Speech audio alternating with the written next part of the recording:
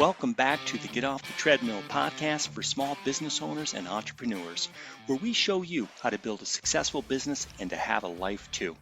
We're going to dive into another topic that helps us make more money in less time and to get off the treadmill so we can experience a life of significance. And now, your host and the author of the #1 best-selling business book, Making Money is Killing Your Business, Chuck Blakeman. Today, I'm with Jessica Agopian. She is the founder of 33 Services and Consulting and a multi-center Sylvan Learning franchise owner. She rapidly expanded from her first center to her second, and I'm guessing she's going to be on to more soon. She's known for culture-driven growth, community engagement, and connection-based sales. She's mastered scalable operations without sacrificing quality, which is not easy. Jessica empowers teams to thrive. She drives strong enrollment results and helps other owners build freedom through systems, not hustle, proving that intentional leadership process and culture create businesses that change lives. Welcome, Jessica. It's great to have you here. Hi, Chuck. Thanks for having me.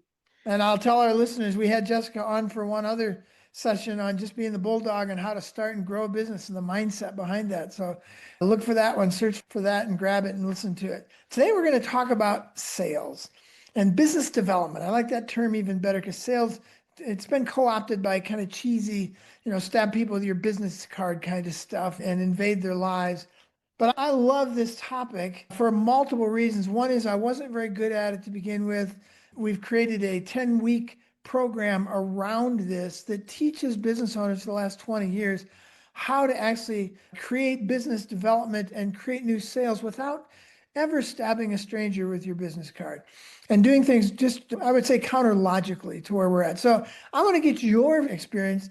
You don't have any of our background in this stuff, and I don't care. It doesn't matter because I know the principles are the same. So I want to get into what you did before you came to Sylvan. You had a business where you were working in sales or you did a lot of sales.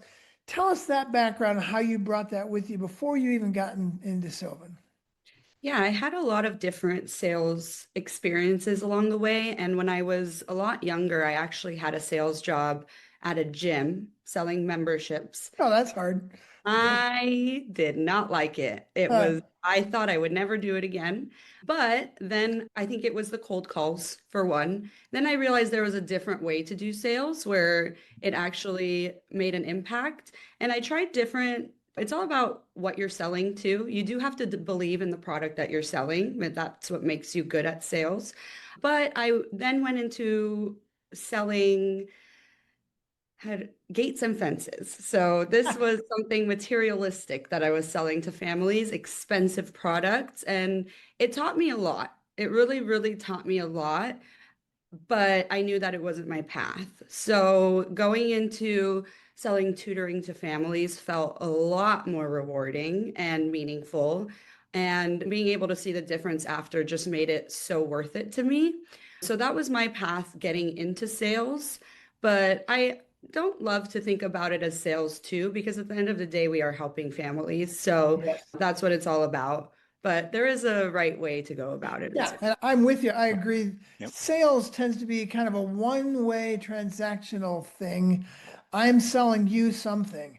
To me, business development broadens it out, at least for my languaging, broadens it out to both of us working together to see what might help you and help me. I mean, this has to work for both of us. Can you get something out of this? And then money becomes the scorecard. It's not the objective. Sales, the objective is to part you from your money, even if it's not going to help you. For me, business development is more about how can I help these people? And I clearly am helping them because I'm making good money, or I'm not helping them because I'm not. So love that perspective on business development versus sales. So when you came to Sylvan, you probably heard some things that you were told, here's what I'm supposed to do. And some of that you said, yeah, I've been doing that for years. Let's keep doing that. And then there might have been something you said, I tried that and I don't think I'll do that, even though you're telling me this is my path to success. So anything fall into either of those categories when you first came to Sylvan that they said, here, do this? Yeah, I think when I first started Sylvan, I realized it was very different. I mean, it was a hard switch from what I was Yeah, doing. service is so different than product. Exactly. Yeah. But I did notice some changes that I could help introduce to the team that I was with, things that they weren't doing, and things that I think they were just a little bit too focused on the wrong things. Whereas I think the most important thing is just building a relationship with somebody. And like you said, Chuck, helping them and working together to see how we can help them.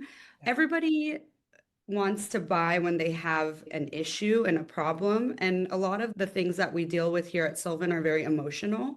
And so just trying to problem solve and talk to them about how we can help and what we can offer them and how it's worked for other families in the past and be that reputable source for them that we are the experts and we can help you and we've helped others in the past is really valuable. And just telling them how, a lot of people want recommendations. That's why we go on Yelp. That's why we go on Google to see what the reviews are. Whereas if we can just tell them, hey, this has worked for so many families here, that just kind of breaks the barrier for them. Awesome. I have Mark Bellestri on here. He's my co-conspirator in 3 to 5 Club and Crankset Group. And one of the reasons I have him on here today is because you did the exact same business she's doing for like quite a number of years and had multiple centers yourself. Yep. So I'd love for you to speak to that idea of service sales in this context. So different than product sales. Yeah, I think what is great, and Jessica apparently gets this as well, is Sylvan is certainly about getting students, but you don't have to get them through hardcore sales or slick sales tactics. It's about serving the family and the students and showing them how enrolling in Sylvan will impact their students' life in a positive way. And so she used examples of course reviews and that piece, but it's even more so coming in with that attitude. How can I serve this family? What can we do to help elevate this student's level so that one, Sylvan is really a self-esteem program that's disguised in education.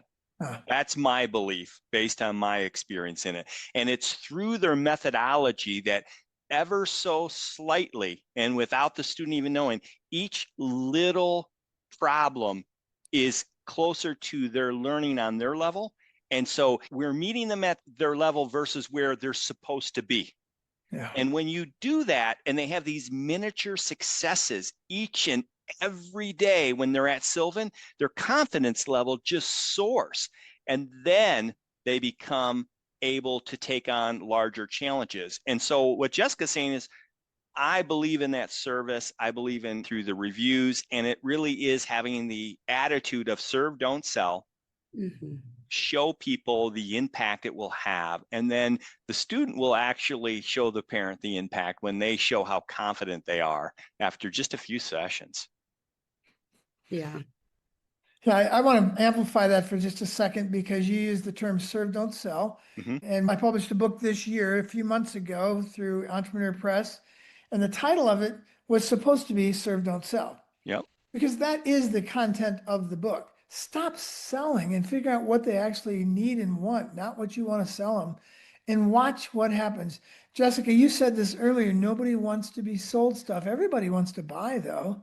Mm-hmm. And so how do we get them to where they want to buy? Well, we figure out what it is they might want. We serve them. We open up the possibilities for them, and then they get to decide if it's good for them. So this is a wonderful principle for us to settle on if we don't do anything else during this podcast. Serve, don't sell. Just serve and watch what happens. Mm-hmm. Yeah, honestly, I will say I feel like I was a child that was in this situation when I was younger too. I was not a straight A student, and everyone thinks I was just because I'm here, but I wasn't. And I feel like I had a good support system, and that's what held me through. And that's what I want to be for other children as well, is just somewhere where they feel comfortable and safe making mistakes, and maybe they're not doing as well as their peers, but in school it hurts their confidence, but when they're here at Sylvan it doesn't. And those are the memories that these children remember. And I mean, I remember my first grade teacher, Miss Smith. Like, she was the most supportive teacher that I had. That's exactly what I want to do for the students that come into my center. That's a great principle for us to kind of close this out with. It's going to be a short podcast, but what a powerful principle to be supportive and what it means to be supportive of people. And they know that you understand them, that you've got their back. Too often we're out there with our slide decks and our PowerPoints and our slick books and stop me when you see something you like. And what we really need to be doing is just paying attention to them as human beings, showing interest in them. It's the Stephen Covey rule.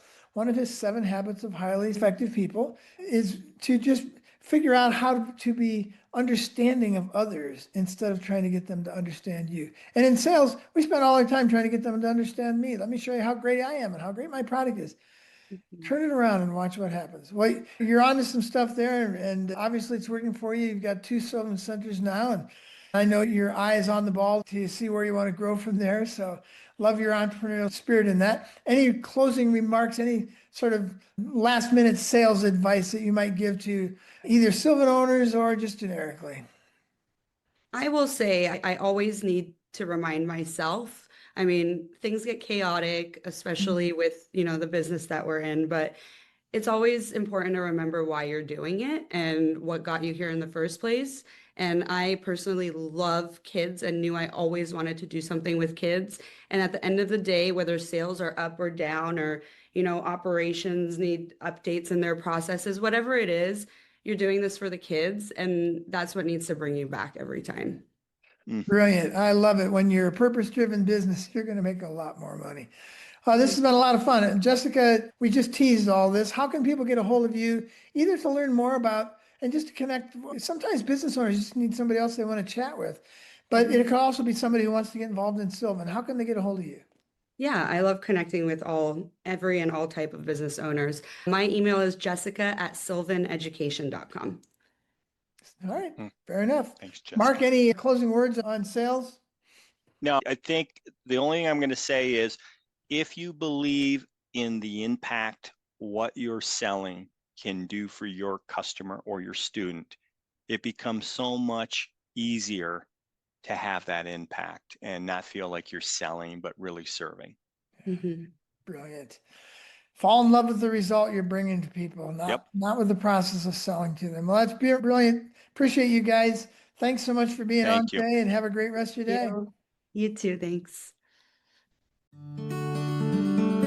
That wraps up another episode of the Get Off the Treadmill podcast. If you found this podcast helpful, please subscribe and hit the like button to ensure you are receiving the latest tools you need to grow your business and to get off the treadmill. If you want more information on the 3 to 5 Club, the Crankset Group, or to book Chuck as a business advisor, speaker, or workshop leader, you can contact us at grow@cranksetgroup.com. Until next time, have a great week.